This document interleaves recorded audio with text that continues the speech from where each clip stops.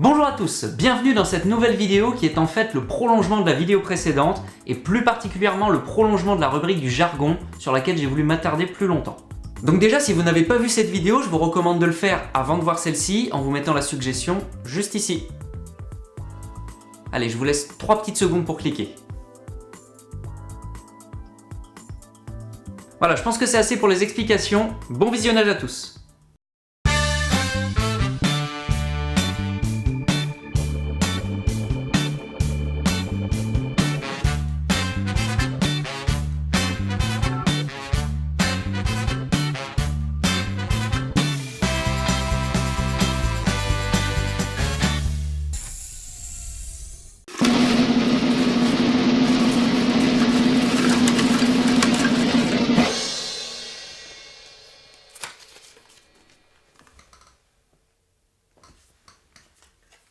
Chasse-patate.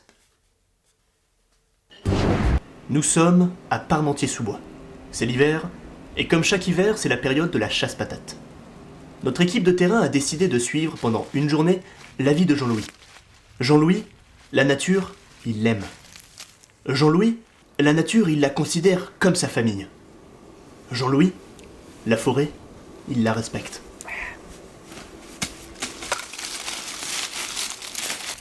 Il sait comment éviter les pièges terribles que lui tend Dame Nature.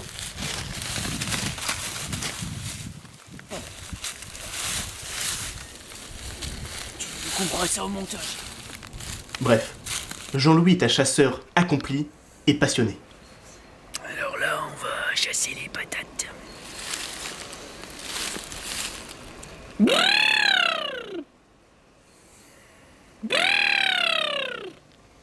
Qu'est-ce que vous faites là? T'es bien gay de la ville, toi. Ça, c'est parce que les patates, elles communiquent en ultrasons. Et ça, c'est le bruit pour le rassemblement. D'accord. Ok. Ils doivent plus être très loin.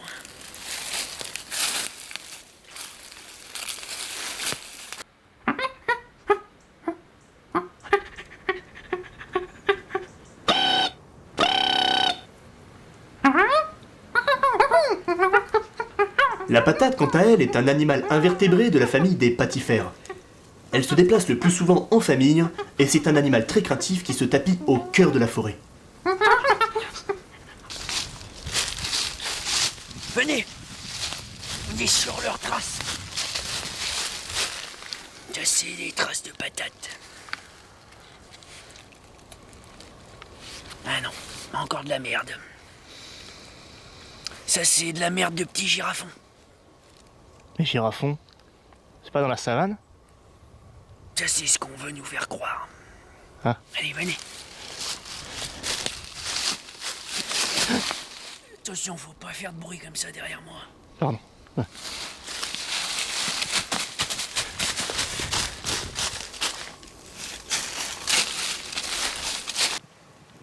Mais dites-moi, pourquoi l'hiver est la meilleure période pour la chasse-patate? Ah bah ça, c'est parce que l'été, les patates, elles sont en hibernation.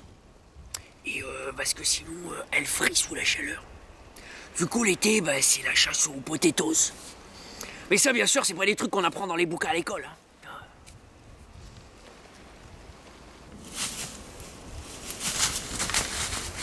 Jean-Louis a tous ses sens en alerte. Il sent que sa proie est tout près.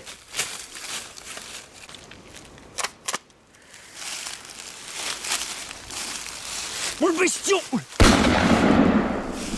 Oh. Nu. Vous êtes content?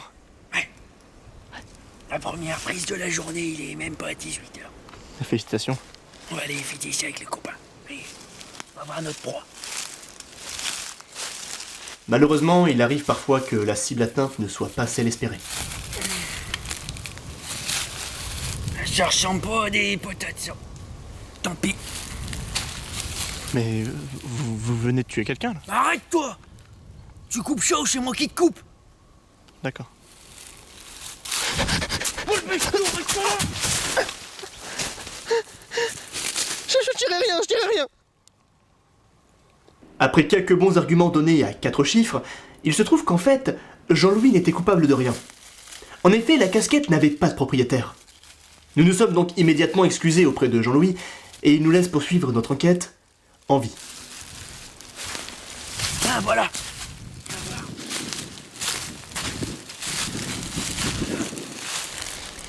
Ça, c'est le terrier à patates. Elles sont là? Non. Tu vois là le petit chemin? Ça veut dire qu'elles sont passées par là, elles sont sorties. Alors on va attendre qu'elles reviennent et on va leur tendre un piège. Allez, viens mon gars.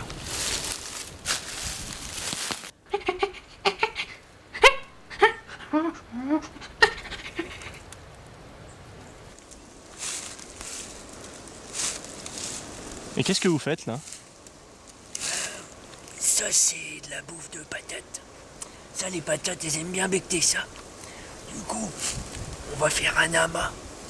On va les attirer, et puis bah moi, je vais les surprendre et je vais leur péter la gueule, quoi. D'accord.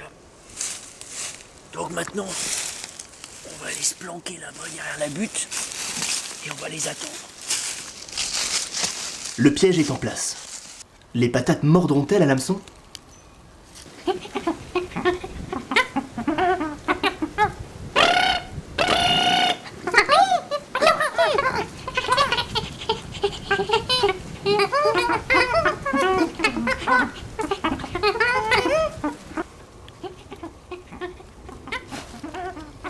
Tu les entends? Ils sont juste là. On va y aller, t'es prêt? Ouais. Go!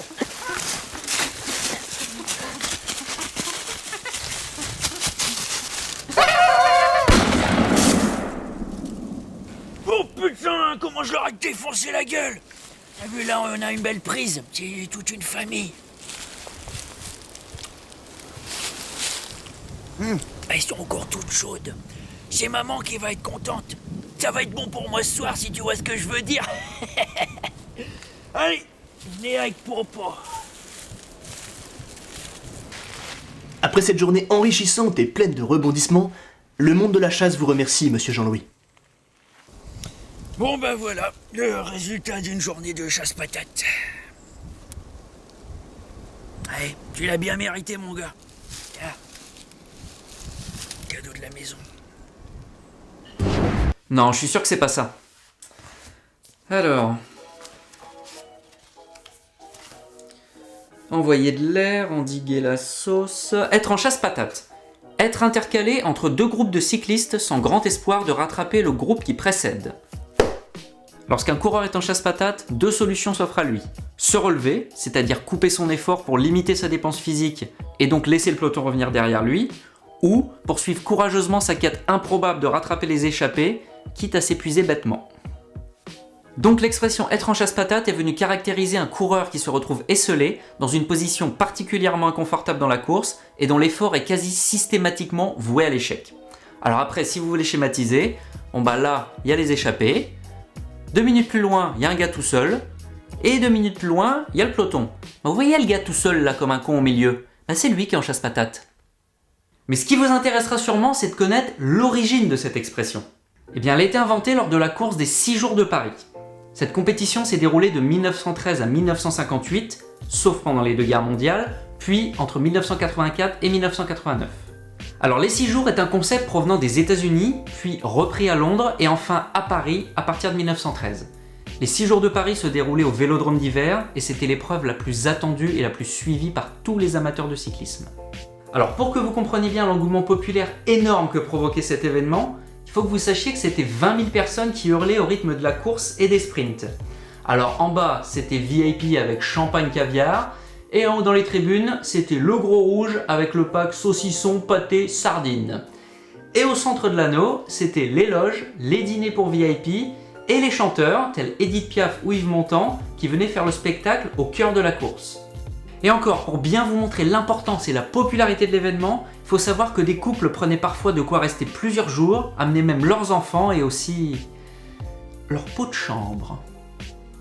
Alors si vous ne savez pas ce que c'est qu'un pot de chambre, un pot de chambre, c'est un pot pour faire pipi et popo. Voilà. Bon là on s'est un petit peu éparpillé, on va revenir à la compétition. Donc le règlement, c'était des équipes de 2 cyclistes qui tournaient pendant 6 jours autour de la piste en se relayant.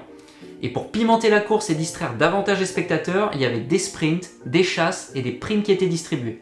Et même pour stimuler les coureurs, il y a des tours où on lançait des pièces d'or en l'air et les coureurs pouvaient tenter de les attraper en plein vol. Et donc on en arrive à notre histoire de chasse-patate. Après les ravitaillements, il y avait des sprints courts qu'on appelle chasses, qui étaient lancés pour tenter de rattraper les coureurs qui avaient profité de la désorganisation due au ravitaillement pour prendre les devants. Mais à cause de la digestion, ça pesait un peu plus sur l'estomac, ces sprints étaient plus lents que d'habitude, d'où le nom de chasse-patate. Voilà, désormais vous connaissez la signification et l'origine de l'expression « être en chasse-patate ». J'espère que vous avez apprécié cette vidéo et qu'elle vous a donné envie d'en voir plus. Et si c'est le cas, c'est pas compliqué. Abonnez-vous, activez bien la petite clochette pour être averti des prochaines vidéos, partagez, commentez et je vous dis un grand merci si vous faites tout ça pour moi. Allez faire du sport, vivrez dans les stades, tchou!